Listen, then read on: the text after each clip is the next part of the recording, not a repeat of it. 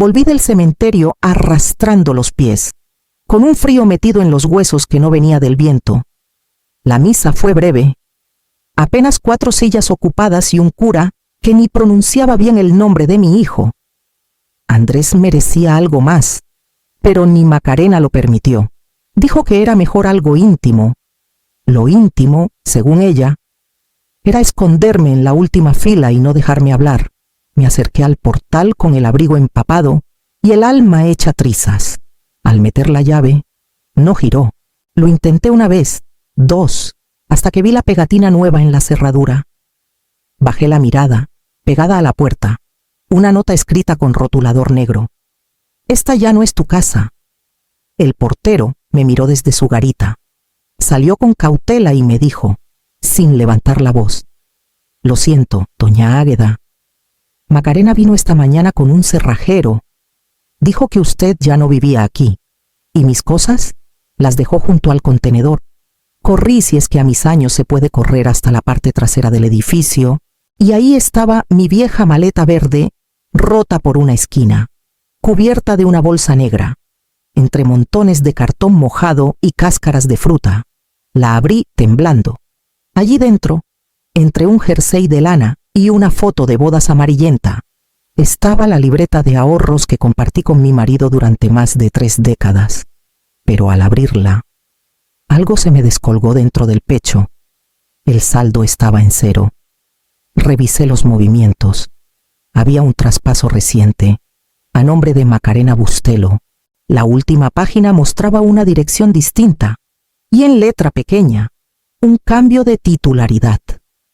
Ya no era nuestra. No sé cuánto tiempo estuve allí, bajo esa llovizna lenta y cruel que parecía burlarse de mí. La maleta pesaba más que nunca. Empecé a andar sin rumbo, sin teléfono, sin dinero, sin casa. Nadie me llamó, nadie me esperaba. Esa noche me senté bajo un puente, cerca del Pisuerga. Cubrí mis rodillas con el abrigo, y mientras el agua corría como si no pasara nada, supe que, aunque ya no tenía hogar, aún respiraba, y eso tendría que bastar, al menos hasta la mañana siguiente. La primera noche fue la más dura, no por el frío que calaba como cuchillo, sino por el silencio, un silencio que no conocía. El tipo de silencio que no se rompe con coches, ni con perros, ni con lluvia. Es ese silencio de cuando una ya no pertenece a ningún sitio. Me acurruqué contra el muro húmedo del puente, con la maleta abierta como barrera y el abrigo cubriéndome las piernas. No dormí. Solo cerré los ojos e intenté no pensar. La segunda noche fue distinta. Un muchacho, delgado como un junco, se acercó con una bolsa de papel. «¿Tiene hambre, señora? Soy Mateo, del albergue. ¿Puedo ayudarla?» Le dije que no, que estaba bien, que se fuera. Me dejó la bolsa igual, y antes de irse, me miró largo, como si quisiera memorizarme la cara. La tercera noche me dolieron los huesos. Me sentí invisible, o tal vez olvidada. A la mañana siguiente, Mateo volvió. Me ofreció café. Volví a decir que no. No quería deberle nada a nadie. Él se marchó sin insistir, pero antes de alejarse, vi cómo sacaba el móvil y le tomaba una foto a la postal que llevaba días guardando dentro de la maleta. No supe entonces que esa postal, con la letra torcida de Estela desde Miami, sería el hilo que me sacaría del pozo. La madrugada siguiente, ya no llovía, pero el aire olía a tormenta vieja. Oí pasos, no de esos rápidos de gente que cruza con miedo. Eran pasos lentos, decididos, de alguien que sabía a dónde iba. Me incorporé. Una linterna me apuntó a los pies, y entonces vi su rostro, empapado, ojeroso, más delgado que la última vez, pero era ella, Estela. Me miró sin decir palabra. Su pecho subía y bajaba como si hubiese corrido una maratón. Se acercó, se agachó a mi altura y me susurró: «Apenas audible, mamá». Yo no respondí, solo la miré, incrédula. Y en ese instante supe que algo más grave que la distancia la había traído de vuelta. No recuerdo en qué momento exacto me dejé llevar. Solo sé que Estela me tomó del brazo con cuidado, como quien recoge algo roto sin querer dañarlo más, y me ayudó a subir a un coche alquilado que olía a plástico nuevo. No preguntó nada. No me dijo qué hacía allí, ni por qué, ni siquiera si quería ir con ella. Simplemente me envolvió en una manta térmica y puso la calefacción al máximo. Viajamos en silencio. Yo temblaba, no de frío, sino de una mezcla extraña de pudor y rabia. No podía entender cómo mi propia hija, esa misma que me había dejado de hablar hace años tras su boda, aparecía ahora, con esa cara pálida, como si nunca se hubiese ido. Quise gritarle que era demasiado tarde, pero no pude, porque, aunque el corazón arde, el cuerpo aprende a callar. Al llegar al motel, un lugar sencillo en las afueras de Valladolid, me ayudó a subir las escaleras. Me sentó en la cama. Dejó una muda de ropa limpia sobre una silla y me alcanzó un termo de acero. Té de menta, dijo, sin más. Con miel, como te gusta. El vapor subía despacio. Yo lo miraba como si fuera algo sagrado. Aquel aroma, tan doméstico, tan fuera de lugar en aquel contexto. La taza tembló en mis manos. Me cubrí el rostro con ellas y lloré, sin ruido, solo con lágrimas gruesas que caían sobre la manta. Estela no me abrazó, no me obligó a hablar. Solo me dijo, ya no estás sola. Después de ducharme, me acosté sin decir una palabra. Las sábanas ásperas se sintieron como terciopelo comparadas con la acera del puente. A medianoche, sin luces encendidas, su voz rompió la oscuridad. Te mandé dinero durante años, mamá, todos los meses, pero Macarena lo devolvía. A veces ni contestaba. Decía que tú estabas demasiado frágil para manejar tus cosas. Yo la creí. Durante un tiempo, no respondí. Pero mi mano buscó la suya en la oscuridad, y ella no la soltó. Esa noche dormí, no bien, pero por primera vez en mucho tiempo, sin miedo. Alicante nos recibió con un cielo sin nubes y un aire salado que me recordaba los veranos lejanos con Andrés y Estela, cuando aún éramos 3 y nada se había roto. Pero esta vez no venía de visita. Esta vez no tenía a dónde volver. Estela condujo en silencio hasta un edificio blanco de 5 plantas.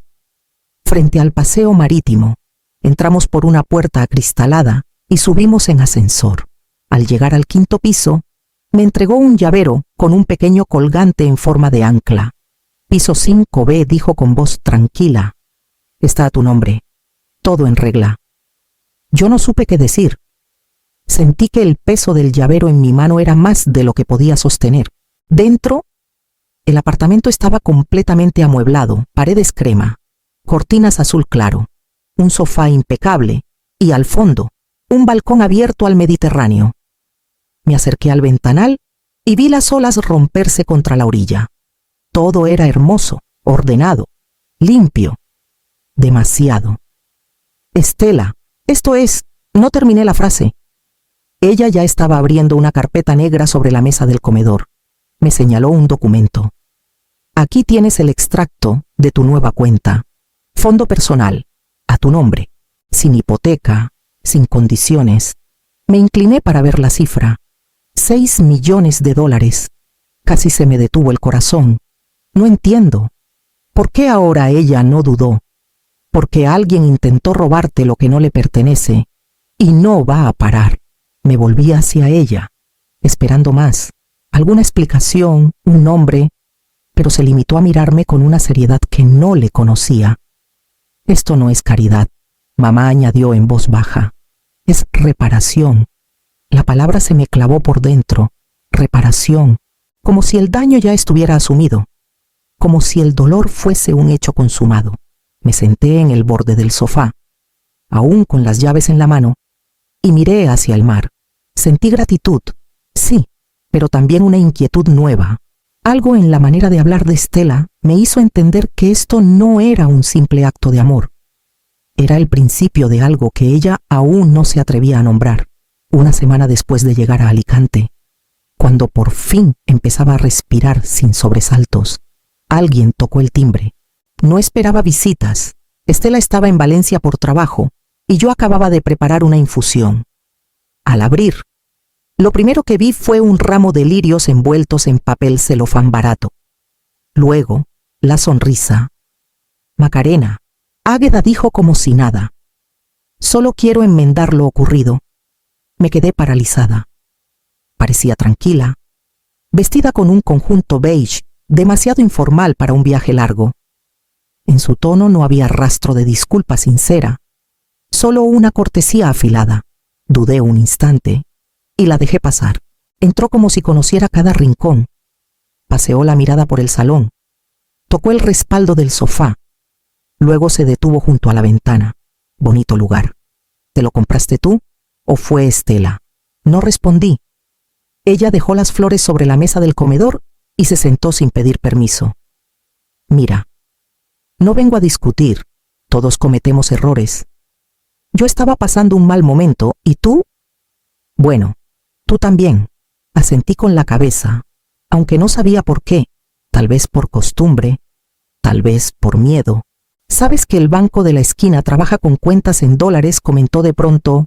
Me lo mencionaron ayer mientras esperaba un turno. Ahí entendí que no estaba allí por afecto. Estaba tanteando. Cada palabra suya era una pregunta disfrazada. Cada frase, una estrategia. Fue entonces cuando la puerta se abrió sin previo aviso. Estela entró, sin saludar a Macarena, sin mirarla siquiera. Caminó hasta la mesa. Sacó de su bolso un pequeño grabador de bolsillo y lo colocó con calma entre las flores. Luego, se sentó frente a nosotras y cruzó las piernas. Macarena tragó saliva, pero no perdió la sonrisa. Solo vine a hablar, nada más. Estela no respondió, solo presionó el botón rojo. Yo no dije nada, ni me moví, pero por dentro entendí que aquel encuentro no era casual y que Macarena no había venido a pedir perdón. Había venido a confirmar qué tan lejos podía llegar antes de que alguien la detuviera. Volvió 3 días después, esta vez sin flores, sin sonrisa. Llevaba una carpeta azul bajo el brazo y una expresión más contenida, como si de verdad creyera que esta vez todo saldría como había planeado. Me pidió hablar a solas, y aunque algo dentro de mí me decía que no, acepté. Nos sentamos en la mesa del comedor. Estela estaba en su habitación con la puerta cerrada, pero yo sabía que escuchaba. No quiero que haya más malentendidos, dijo Macarena, abriendo la carpeta. Esto es un acuerdo, nada más. Un documento para facilitar las cosas. Por tu bienestar. Deslizó las hojas hacia mí. En la primera página, el título en negrita, Acuerdo de Cuidados y Administración de Bienes.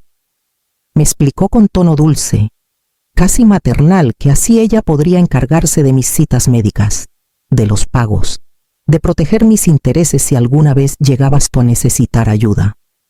Ya tienes una edad, Águeda, y Estela está lejos. Tú sabes cómo es la vida. No respondí. Tomé las hojas y las repasé. Lenguaje legal, pero no tan técnico como para pasar desapercibido. En la página 3 había una cláusula de autorización financiera que me ponía los pelos de punta. ¿Puedo mostrarle esto a alguien?, le pregunté. Ella sonrió. Claro, si quieres, pero es un documento estándar. En ese momento, la puerta del pasillo se abrió. Estela y Rebeca, su abogada, salieron juntas, sin mediar saludo. Rebeca colocó sobre la mesa otra copia del mismo documento, pero con una fecha anterior. Este borrador, dijo, fue redactado hace 6 semanas por un paralegal en Castellón. Usted lo solicitó usando el nombre de Águeda como futura firmante. ¿Lo niega? Macarena se quedó sin palabras por primera vez. Estela ya tenía el grabador encendido sobre la mesa. Todo ha quedado registrado, añadió Rebeca. Y si es necesario, también presentaremos esto ante un juez. Macarena se levantó lentamente. Ni siquiera intentó justificarse. Solo recogió su carpeta vacía y salió sin mirar atrás. Yo me quedé sentada, con el corazón latiendo fuerte, preguntándome hasta dónde más podía llegar alguien que ya había perdido todo pudor. Recibimos la notificación una mañana, mientras desayunábamos en silencio. La leí 3 veces antes de atreverme a levantar la vista. Macarena había presentado una demanda ante el Juzgado de Familia de Valencia, solicitando tutela legal sobre mí.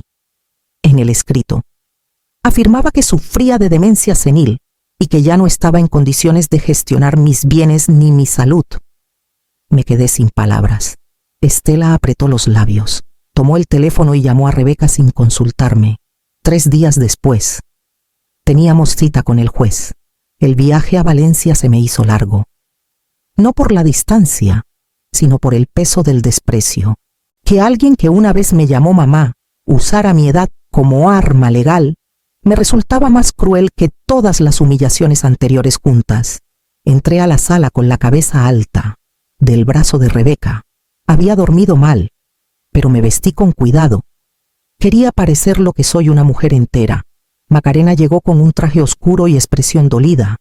Fingía preocupación, como si verdaderamente creyera estar haciendo lo correcto. Rebeca habló con claridad. Entregó mis informes médicos recientes emitidos por un neurólogo de Alicante, donde se confirmaba que mi estado cognitivo era completamente funcional. También presentó las grabaciones del intento de manipulación con el contrato familiar y un informe técnico sobre la falsificación de fechas.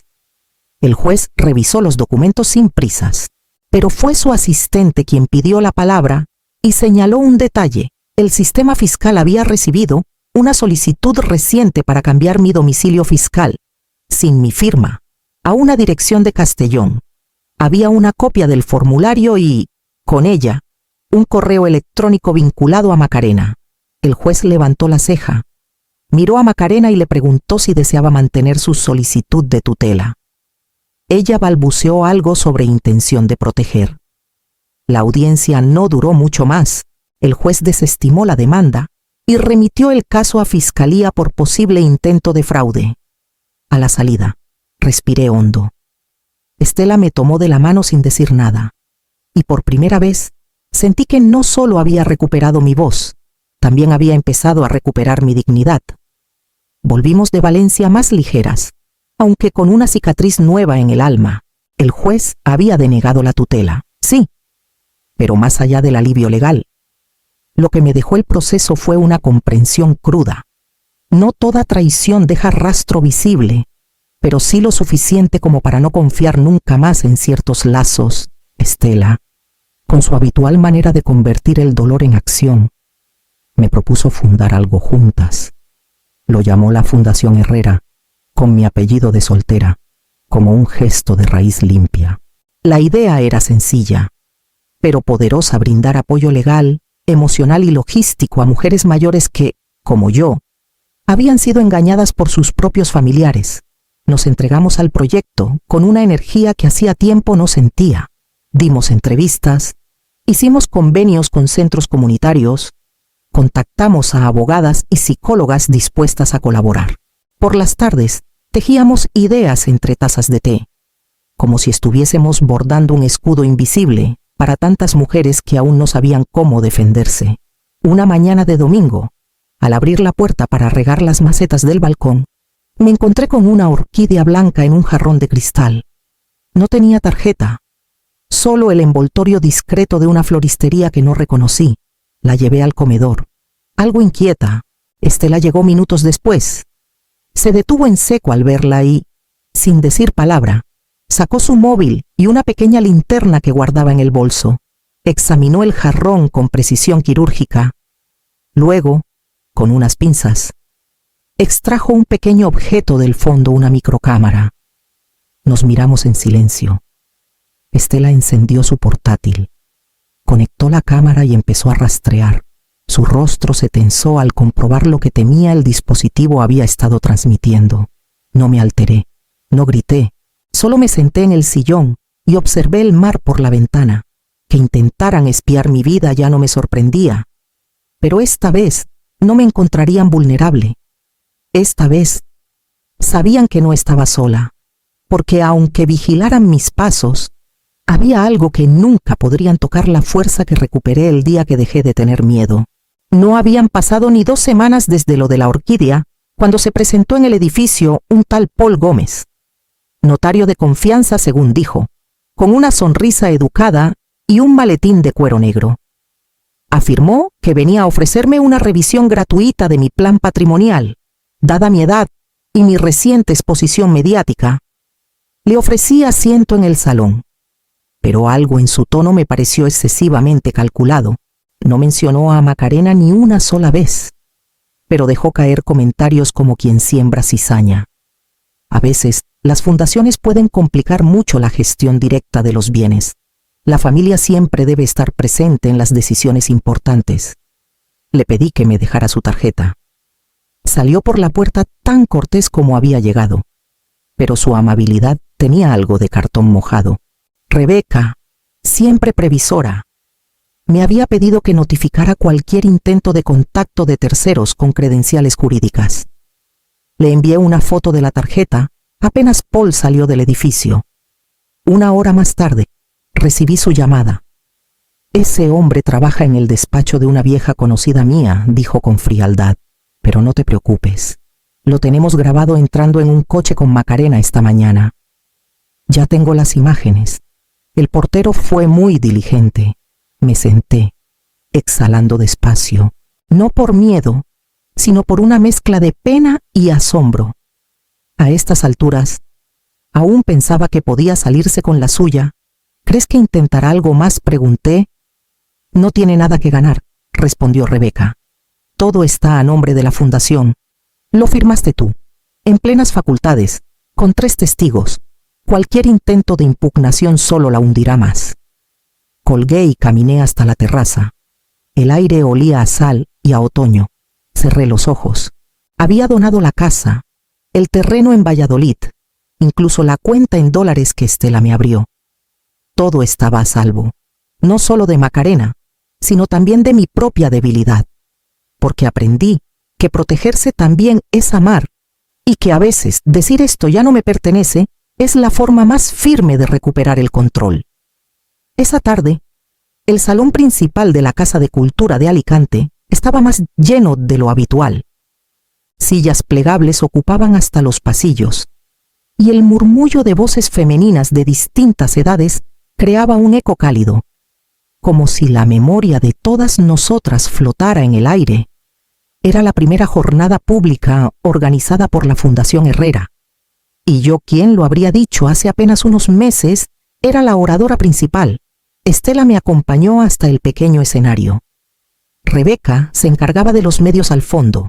Me coloqué frente al micrófono con las manos firmes, aunque el corazón latía con fuerza. Me llamo Águeda Herrera, dije, y durante mucho tiempo pensé que ese nombre ya no me pertenecía. No por olvido, sino por vergüenza, porque cuando te arrebatan una casa, no solo pierdes un techo, pierdes tu centro. Tu nombre se ensucia en notarios, en llamadas, en miradas que no preguntan. Te hacen dudar de tu voz, de tu juicio, de tu valor. Vi a varias mujeres asentir en silencio. Algunas se abrazaban las muñecas sin darse cuenta. Otras simplemente miraban sin parpadear. Pero a un respiro continué. Y eso basta para seguir construyendo. No con ladrillos, sino con historias, con manos que ya no se esconden, con decisiones que no piden permiso. El aplauso fue largo, sincero, y cuando volví a sentarme junto a Estela, noté que su cuerpo estaba tenso. Le seguí la mirada hasta el fondo del salón. Allí, entre 2 columnas, estaba Macarena, de pie, sin moverse, con un vestido beige que apenas destacaba. Observaba sin expresión, como quien busca algo que no encuentra. «Es ella», susurró Estela. No respondí. Solo respiré hondo y sonreí. «Ya no puede tocar nada», dije. «Más para mí que para nadie. Ni siquiera mi paz». Estela me apretó la mano. A mi alrededor, las voces continuaban. Mujeres contando lo que nunca antes se habían atrevido a decir. Algunas con rabia, otras con lágrimas, muchas con esperanza. Y en medio de todo, comprendí que no estaba cerrando un ciclo. Estaba abriendo un refugio. uno donde mi nombre volvía a tener sentido.